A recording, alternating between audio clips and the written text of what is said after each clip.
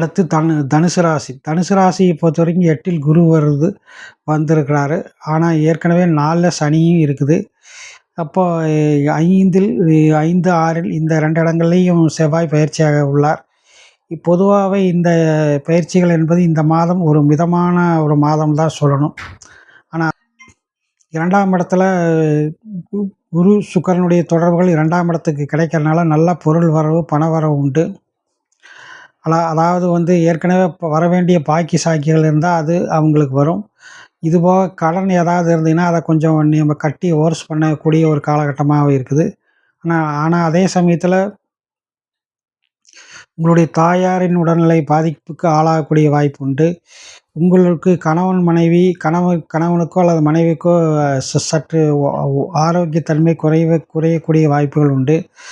ஏதேனும் வாகன கடன்கள் இருந்தால் அவைகளை எல்லாம் ஓர்ஸ் பண்ணி வைக்கிறது நல்லது. இல்லாவிட்டால் அதில் ஏதாவது ஒரு தர்ம சங்கடமான சூழல் ஏற்படும். தொழிலை பொறுத்த வரைக்கும் இந்த மாதம் ஒரு மத்தியமான ஒரு மாதமாக தான் சொல்லணும். பெரிய அளவுக்கு சிறப்பை எதிர்பார்க்க முடியாது. புதிய வாடிக்கையாளர்கள் எதிர்பார்க்கக்கூடிய உத்தியோகத்தை மாற்றத்திற்கு முயற்சிகள் செய்யாமல் இப்போதைக்கு இருப்பது இந்த மாதம் முழுவதும் பொறுமையாக இருப்பது நல்லது. தொழில் முனைவரை பொறுத்த வரைக்கும் தொழில் ரீதியாக சில புதிய வாடிக்கையாளர்கள் உங்களுக்கு வருவார்கள். அவங்கள பயன்படுத்திக்கிறது நல்லது.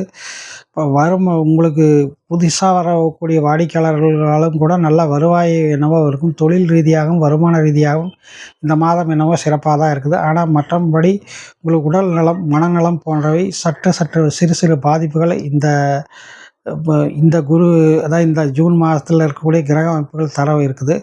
மற்றபடி உங்களுக்கு சந்திராஷ்டமங்கிறது உங்களுக்கு தனுசு ராசி சேர்ந்தவங்களுக்கு 17, 18 இந்த 2 தேதிகளும் சந்திராஷ்டமம் ஆகும்.